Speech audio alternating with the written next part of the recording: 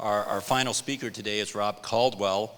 Rob is a manager in Mandiant's industrial control system consulting practice. He's worked in the IT industry since 1999, and he is here today to talk about IronGate, a technical deep dive. Please welcome Rob Caldwell.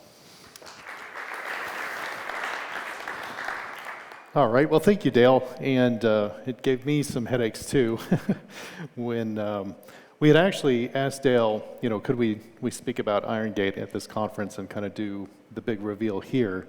But due to some of the leaks that got out, we did have to publish something just to kind of beat down some of the speculation that was out there. But this is the first time that we'll really get into some of the technical details.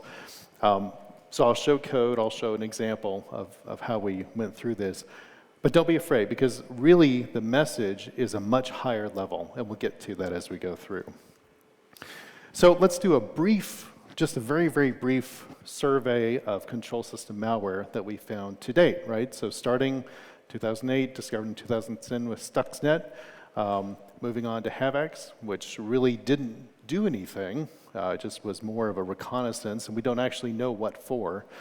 And then finally, Black Energy, which was really, post-Stuxnet, the first type of ICS malware that actually did something, right, involved in the whole Ukraine power grid incident. However, the version of Black Energy that was involved actually didn't do the control system attack.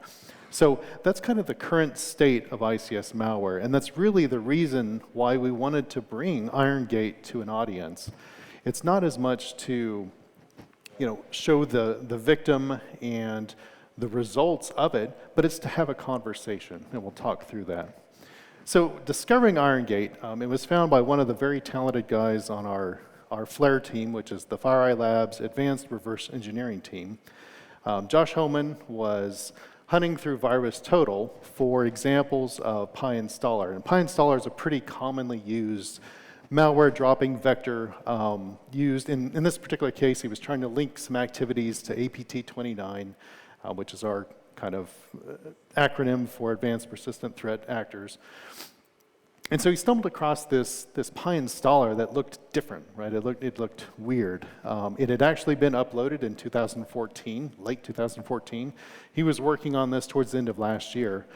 And it had some pieces that were even older, right? So even back to 2012. But what was really interesting to him is he saw this SCADA.exe, and he's like, I don't know what that is, but that sounds like control system stuff. So let me call in the guys in Mandiant that do control system work. And so we saw that, and we were like, wow, what is this? But that's what I want to talk about too, is, and we'll get into that in a little bit, don't overreact, right, in the first time you see something. But why is IronGate interesting? And so I mentioned, we've only had previously 3 samples of ICS malware in the entirety of this time, which, like Dale said, really goes back to 2001 when we started thinking about it. Turned the corner, in 2010 with Stuxnet for sure. So we haven't seen these features before in control system malware. And the first one of those is sandbox evasion. We'll talk more about that. And the second one is really, we've seen a man-in-the-middle attack with Stuxnet, but we haven't seen it do a replay to try to spoof the operator. And so we'll talk about that as well. The other one was this presence on VirusTotal for so long without being detected, using, kind of mixing things in. So a control system attack, but using some common malware dropping technology that's out there and well used across the malware business. Another key thing, and this is one thing we need to keep in mind with this whole process, this is targeting a PLC simulator. So this is not an attack against fielded equipment.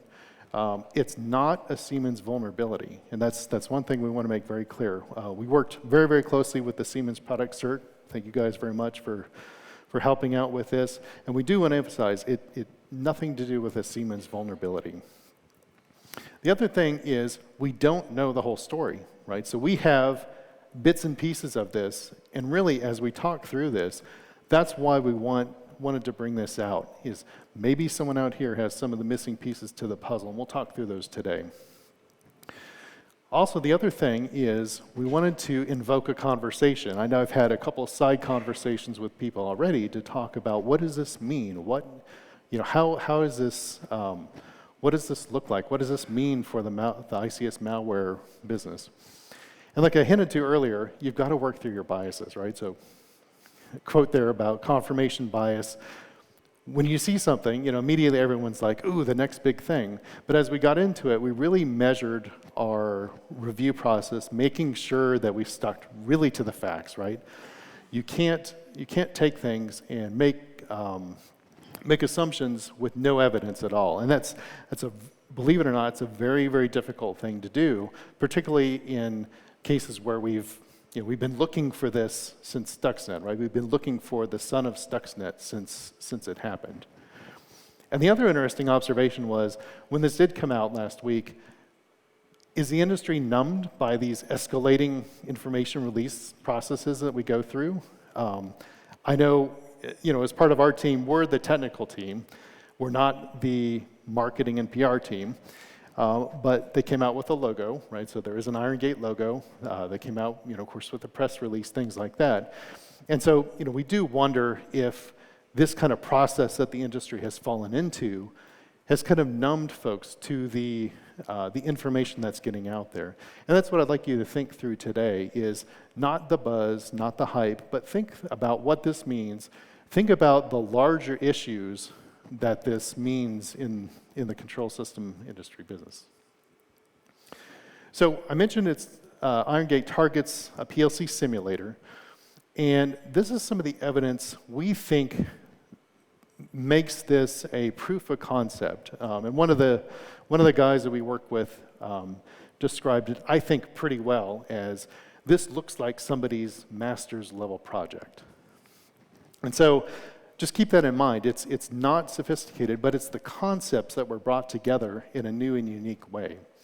The code closely matches some other code that we found out there from a control system engineering blog, and the link to that is in our article if you'd like to look and compare those two.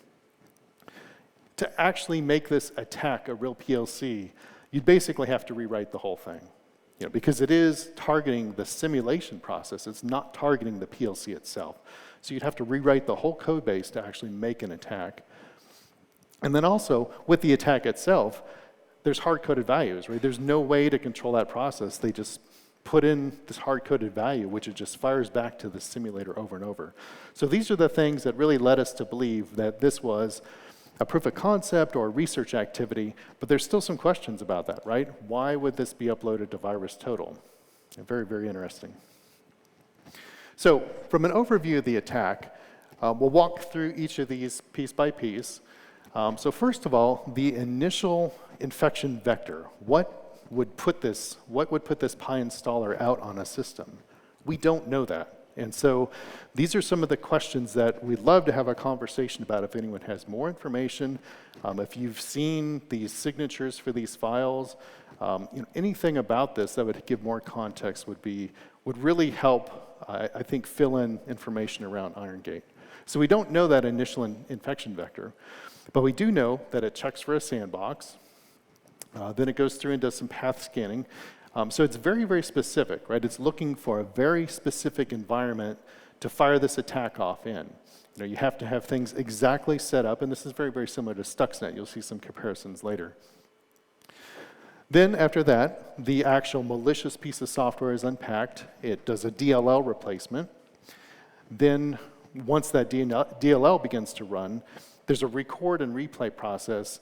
And then, in addition, it'll do an intercept of any of these write data value calls. So it'll intercept that from the HMI type software on the other side. It'll intercept those, drop those values, and then send out its own hard-coded values to the PLC simulator. So we'll go through these in depth.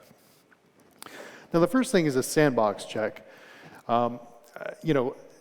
Talking through our reverse engineers and our Intel guys, not sophisticated at all. But it's interesting that somebody was thinking about, with control system malware, how can I get around these, basically the latest technology in security, right? So if you think about antivirus, very much signature-based, the latest thing, and even from FireEye itself, is this sandbox-type environment where you can detonate these unknown payloads that come through and look to see what type of activity is this doing. Now, all the products that are out there that do that today are able to circumvent this, but it's interesting that someone was thinking about that ahead of time. So basically, out of the 6 droppers that were there, 4 of those were looking for the Cuckoo sandbox environment. So Cuckoo is a reverse engineering kind of malware analysis environment, very much similar to Kali from offensive, but this is a malware reversing environment. Another one was looking for evidence that you're sitting on a VM, right? So it's looking to see, am I running on a VMware VM? And in either of these cases, it wouldn't deploy that SCADA.exe if it detected it was in a sandboxing or emulated environment. The second thing it would do was scan for a specific path. And this is pretty interesting. So, it kicked out this executable, extracted this audio DGXE, which is actually the name of a legitimate Windows process. This would go out, this would kind of scan for all the network resources that it had access to, build a comma-separated list, and then it would look for this path, right? This move to operational path. And this was kind of one of the first things that the team said, well, is this a proof of concept? We really don't know. Is this actually meant to attack a production PLC simulation environment where somebody would test their code before pushing it out? We don't really know. And so that is one thing that kind of leaves that proof of concept or research project at a conclusion a little bit in limbo, right? This move to operational path, very, very interesting. So if that was found, then the malware was copied, and the scanning executable and the comma-separated list are then deleted. So the dropper itself is called, or the malware itself is called SCADA.exe, and it's base 64 encoded in the dropper. There's a large section of code where it just extracts itself out, puts it out into that path, but we don't know what executes it. And that's another interesting thing too. We don't know, is that something that the attacker would expect the owner of the system to run SCADA.exe? As far as we know, there's no product that has that name as an executable. And even if you were to run that, the way that this works, and you'll see this in the next slide, the process is already running. And so we don't know what triggers the SCADA.exe. All we know is that when you run it, it actually replaces a DLL. So it scans the file system for this Step 7 ProSim DLL. And of course, when we first found this, we're like, oh, Siemens stuff, right? But working with the Siemens product, start looking at this. This is not a real Siemens DLL. This is some custom compiled DLL that someone wrote that actually takes some of those functions from the simulator and puts them in a package that they can run to basically have a simulated PLC. The other interesting clue within this was that it kills a process called biogas. And so, excited again, working against those confirmation biases, but thinking through, okay, a biogas process, what does that mean? Well, we couldn't find any code related to this around biogas except back into that example code from that control systems engineering blog. So that was another indicator that, did somebody pull that code down, use that to kind of build their own environment, and then try to exploit it? And so finally, what it does is, and here's some code. This is how we found, through the reverse engineering process, this is kind of how we found the different pieces, right? So Step 7 ProSim DLL, Step 7 Con Manager, and you'll see this in the next slide, and then biogas. And then this section, shows you it actually goes through, it kills the process, copies the file out, and restarts the process. So what happens here is once this is running, and remember, we don't know what executes this, but once the process is back up and running, this biogas process is running again, the Step 7 ProSim DLL sits there, and it records 5 seconds of real data, pauses, and then begins to play that data back. In the meantime, it's also intercepting, like I said earlier, it's intercepting those calls to write data out to that simulated PLC. So what it does there is anytime the HMI function or process calls this read data block value, it'll sit there and it'll intercept that, drop that traffic, and then blast out these hard-coded values to the PLC simulator. What's interesting, though, is you saw that other DLL, that Step 7 Con Manager? That's the original legitimate DLL that every other function is passed through, and then it'll return back the normal values for it, right? So anything else besides this is not intercepted. Everything else is passed on to that other legitimate DLL, which then behaves normally. Now, back to that example code that we found, these two registers, the 110 and 114, correlated to temperature and pressure in that example. And so, you know, is that meaningful to anyone? We're not sure, but that was a very interesting thing. Here's the code, right? So up at the top, you see those hard-coded values, 272 and 276 in decimal versus hex. Then the timer function, the recording and the playback function. This is just a small section. I couldn't get all of it on the screen. But just the fact that somebody didn't do anything to control this, right? They're just stuffing in a hard-coded value. That's interesting as well. Why would you do that? It seems like, you know, in my mind, if I wanted to control or to change a process, I'd put in a function where I could control that myself. So Josh looked through all this. We talked through the code. We, you know, stepped through what we thought it did. But we're like, you know, it would be really, really good if we could test this out. Now remember, we found, this is like the piece in the middle that we found, right? We don't have that biogas EXE. We don't know what launches any of that. We don't have the HMI screen. So what Josh did is he wrote some stubs for each side of that. You know, understanding that we couldn't really do anything with data, but what he wanted to do was prove these functions that we were saying that this malware did. So if you look here, this is the excerpt from a log file of the test case that Josh wrote, where we actually execute that SCADA EXE and then let that DLL replacement take place. So you can see I've coded in green everything where the legitimate DLL was in place, his hard-coded values that he's put in there for write input point, with the corresponding read data block value as just the timestamp, right? So you see those moving along, and then this is where the intercept takes place, and you can see those hard-coded values are sent back instead.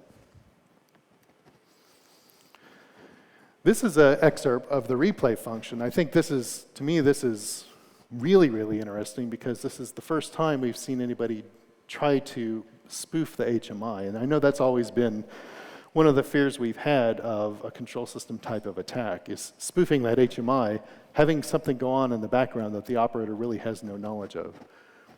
So you can see in blue, those are the timestamps per second, right? It's 15, 16, 17, 18, 19.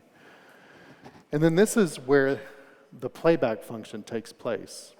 So earlier in this log, you would have seen the same type of information. And you can see this has already kicked off the hard-coded pushback.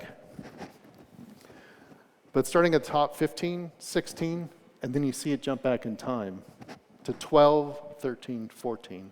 And you see that over and over as as the demonstration kept going through, right? You would see it repeating 12, 13, 14, 15, 16, over and over and over within the log file, showing that replay part of the attack. So one of the things, we worked even internally with the Intel guys is everyone wanted to make a comparison to Stuxnet, and that's probably only natural. And so what we thought we'd do here is show you some of the key similarities, but yet the main differences between them so that people don't jump to conclusions and think this is the next Stuxnet that's out there. Really, the key similarity is that they're both highly specific, right? You have to have a very, very specific system set up. It attacks a very, very specific process. Where they diverge are particularly in the second and the last item, and that is IronGate is very, very simple. Technically very, very simple. We don't know the deployment mechanism, if there even was one, whereas Stuxnet was very, very technically advanced.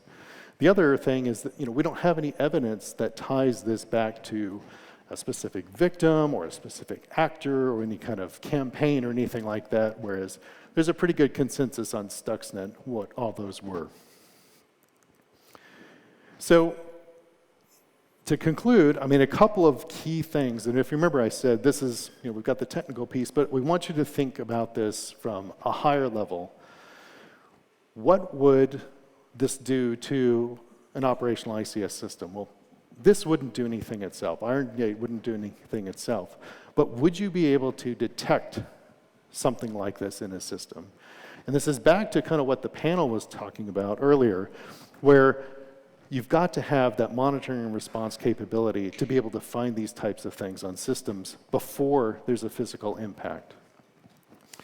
We've put out, the indicators of compromise, the IOCs, so file names, hashes, strings, things like that. We put that out and published it. It'd be interesting if you do find those on your system, that will completely change this discussion. But what's more than likely is you'll have to take those and modify those to actually find other types of malware on systems, such as looking for the presence of those PI installer type files. There's a lot of things within that you can timestamp, or you can look at the timestamps and look at the artifacts within those to actually be able to kind of get a sense that something's attacking your system. So these in themselves, the IOCs for IronGate, are probably not as interesting, unless you find them. But looking at the concepts behind them is very, very interesting. And if you can find those types of things on your systems, that's a discussion you need to have. Of course, you can look at IOCs, you can search for them on your systems, but as the panel mentioned, without the people and process behind that to do detection, containment, and response to those, yeah, it's great. And that's one of the problems with information sharing. You can put that out there, but it's not really useful to anybody unless they've got the capability to take that and act on it. And so that's kind of the message to the ICS operators in the room is think about the implications, right? Go back to your teams and think through, could you actually respond? Could you be able to detect, respond, and contain to some type of ICS-focused malware like IronGate? Also, if you remember, that was a completely custom-written DLL. So somebody took the code, compiled up their own custom solution, which never happens in control systems, right? But whoever made this extension didn't do anything like code signing or anything like that that would have helped detect this. So think through that as well. Strong configuration management, the usage of code signing, integrity checks, things like that are all techniques on systems that you can use to detect this type of attack. And then one of the things that one of our analysts really, kind of one of his pet things was, there's so many systems now that are kind of moving towards this reliance and perhaps over-reliance on automation that in some cases, there's not even any physical dials or monitors to be able to double check on this information. So how would you know if you're experiencing a replay attack if the only information you get from that system is digital? How would you know that? How would you be able to validate that? So we've talked about this publicly. I mentioned one of the key things we want to do is invoke a conversation, right? We want to get people thinking about this. We also want to know if anyone has any more detail, right? If you, like I said, if you see these IOCs on your system, that's very interesting. That changes the story. If you see anything similar, like PI installer, that's interesting as well, because one thing we don't know is we're pretty certain this is a proof of concept, but are there other variants out there? It sat out on VirusTotal for over a year with no one finding anything, no one being able to detect it. And I think that leads to probably the last big conclusion that we have from this is, so our team's got a very, very high level of respect for Josh, who did the reverse engineering on this. But think about that person, right? So he's a reverse engineer. He has the time and mission to go and look for things on VirusTotal. He has the context that SCADA is associated with control systems. And he has the context internally within the company to be able to put all this together in a big picture. That's a pretty rare combination of traits and circumstances. And so thinking about this, we would say collectively, I think we're at a pretty bad state from a ICS control system industry state to be able to go and find these techniques and methods and procedures that people use in malware.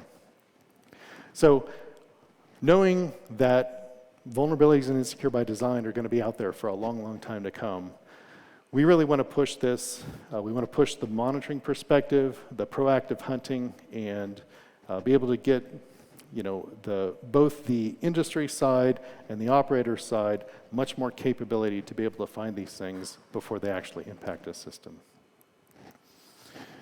So in closing, there's the official blog post. It doesn't actually have some of the detail that I presented today, so if you'd like to get some of that, feel free to email me, and we'll take questions.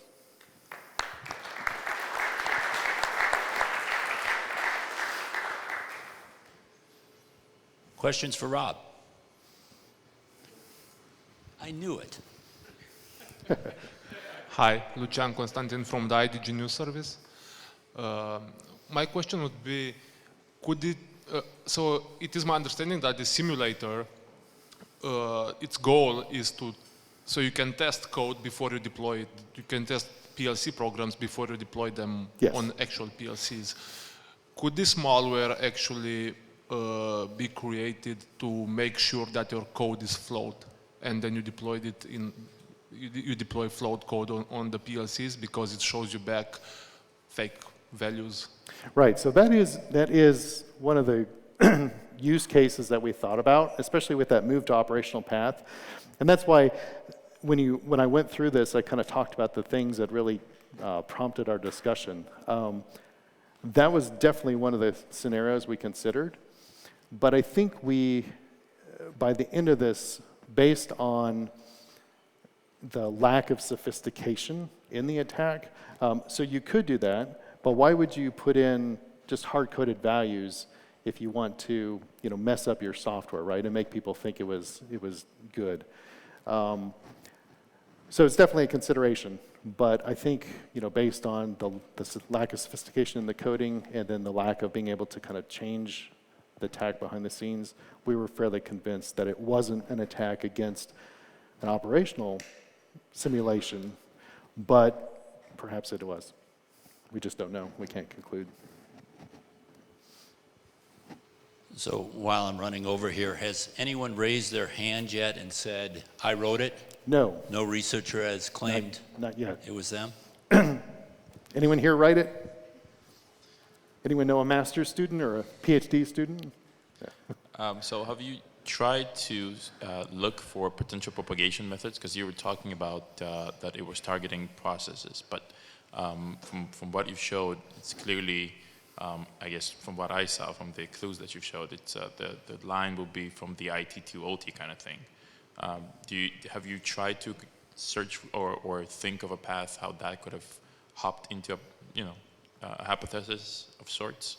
Sure, and so like you mentioned, because this is more than likely a simulation environment, running in like an IT type environment rather than a segmented control system, typically you would do something on this with a little bit less protections, right? It's maybe a lab or something like that.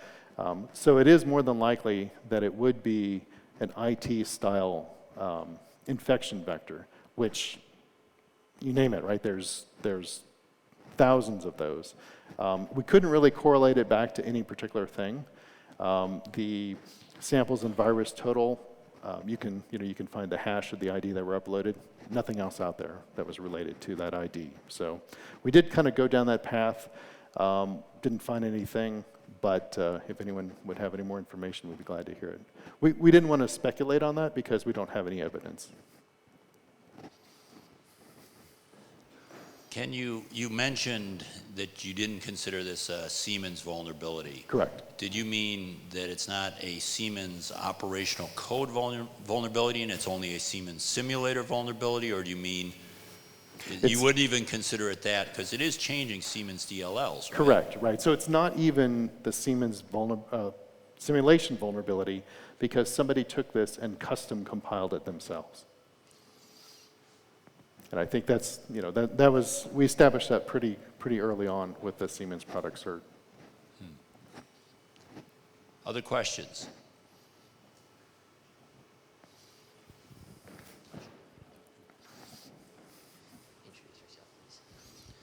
Dear Klaus from Genua.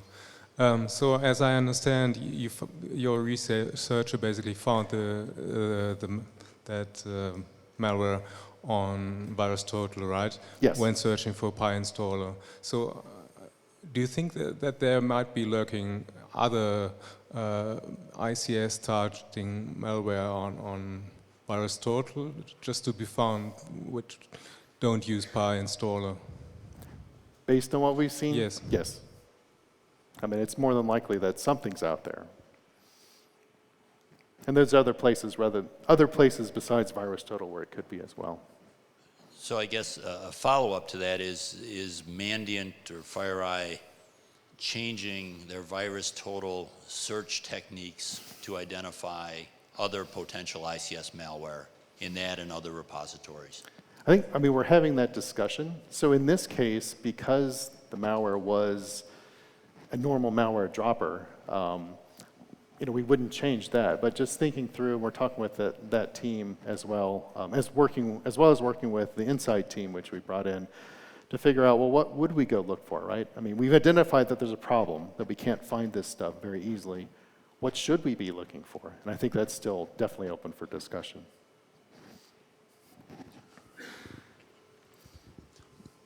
But this is not uncommon, right? Finding malware or understanding malware years after it's been detected generically, at least, or after it's been in VirusTotal. Most of the attacks that Kaspersky, for example, discovered, all of those complex espionage malware types, they went back and found samples that had been submitted for years, and they hadn't been detected, or they were detected with generic signatures, and no analyst looked at them, because until you manually look at the sample to understand what it does, it's just a sample that triggered the signature, and the volume is so large that no one can look at every single sample. Right. I think what's interesting with this, though, is that, post Stuxnet, the conversation was all around, oh, now this is out there, everyone sees how this was done, watch for a flood of ICS malware, and we didn't see it. Or we didn't find it, maybe is the better question, right? And so I think you're exactly right. I mean, a lot of this stuff is not found until far after. So I focused on ICS. You could argue that may even be a bigger question for IT security in general, that we're just not good at finding this stuff ahead of time quickly enough. Okay, any other questions for Rob? Okay, one more. Hello. Have anybody been able to contact this blog writer which has similar code? We have tried and haven't gotten a response. Maybe all you guys I think he's in Rotterdam. So yeah, I think we got his name and yes. So it's hard to disappear like that. Yeah, maybe he's retired. I don't know. We haven't been able to get a response from him. So. Okay. Okay. Well, thank you very much, Rob. Great. Thanks, everyone.